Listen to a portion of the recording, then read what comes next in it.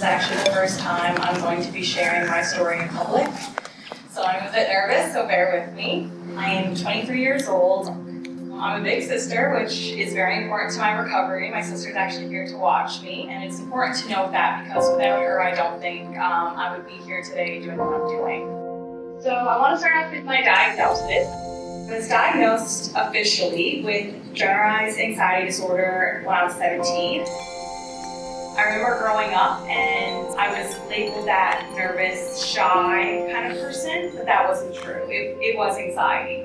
I remember coming from class one time and my teacher asked me why I was out of breath, and I was too embarrassed to tell her I had just had some sort of attack. But I told her I went for a run on my lunch break. I didn't know what was happening to me. I didn't realize I was having anxiety and panic attacks. I was too scared to approach my parents, approach my teachers, approach anyone about what was going on. I experienced my first mental health help, and that was with Kids Help Phone. I actually went onto their website and used their messenger to message whoever was on the line and said, "Hi, this is what's going on with me and I'm really scared." And they were amazing. They were very helpful and they helped me gain the courage and helped me prep how to tell my parents that I wanted help and that I needed someone to be there for me.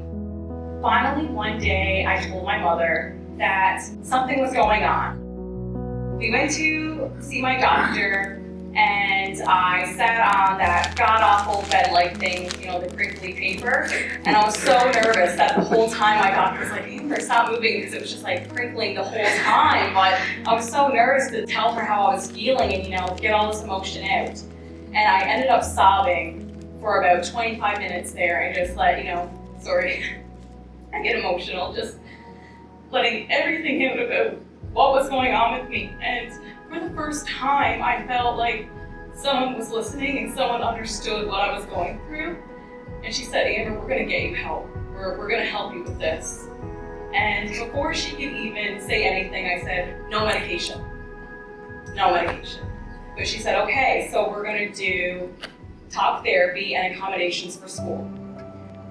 Academically, my life was getting easier. I got to write my exams in a quiet room. I got some extended time. The rest of my life was still in shambles. And I actually went to talk therapy for the first time, and she told me I was being a dramatic teenager and I would get over it. So I just dropped it. So now I'm going to fast forward to just 6 months ago when I was diagnosed with my severe depression. And I want to kind of give you a visual to how the depression feels, because sometimes people peg me as lazy. They say that I'm a young, pretty girl, how could I be sad? I'm just being dramatic. Well, those blackout curtains you can get? Okay, so take 4 or 5 of those black curtains, and I'm gonna wrap them all around me. All I see is darkness. It's like a dark hole that I'm being sucked into. I can't see my supports, I can't see hope, I can't see worthiness, I can't see anything but darkness. And it's so heavy on me that I can't breathe. Weight on my chest, and it hurts so much that I can't even get the words out. I can't communicate that I need help. I'm so warm under these curtains that I start sweating, but those sweats turn to cold chills and I start to shake because I'm fearful, I'm scared, I don't know what's happening, I'm all alone in this darkness. And they're also so heavy that I feel like I have the weight of the world on my shoulders and that there's no help for me because I'm worthless. I don't deserve any help. I don't deserve anything, no. And I just wanted that pain to end. I didn't want to die, but I didn't want to endure this pain anymore because it was too hard. I couldn't take those black curtains off, at least not by myself. Finally, one day, I broke down and I called my father. I need help. So my dad finally encouraged me to go see my doctor. And again, it was the same awkward sitting on that weird bed thing with crinkly paper, sobbing my eyes out, and she said, "Amber, we're gonna get you help. Everything you're saying points right to severe depression." And she said, "I think maybe getting back into talk therapy and looking at medication would be helpful." I was so embarrassed that I had a mental illness. I thought it made me weak. I thought I was a failure, that I was a reject of society because I didn't fit that perfect box that we love to create. And my doctor said, "Check out Bridge the Gap and see what that's about." first thing I went on was the service directory, which has resources all across the island with contact info, emails, addresses, etc. And I was like, whoa, there's way more here that I can avail of that I had no clue about. So I went on to this website. I was shocked. It was life-changing to me because I realized that I was no longer alone, that if resources like this were out there, the need was there.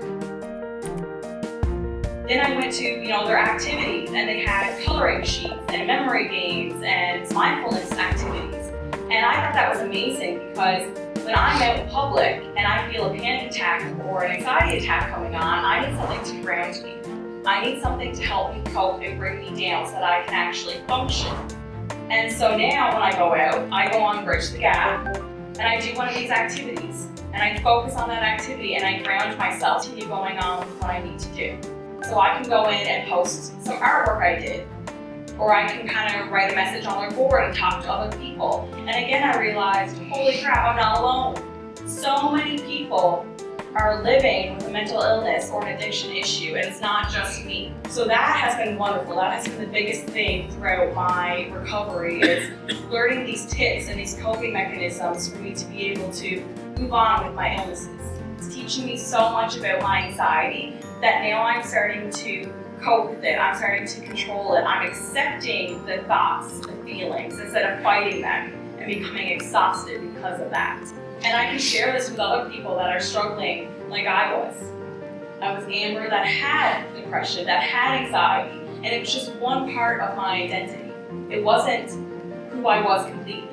And it's okay, because it's okay not to be okay.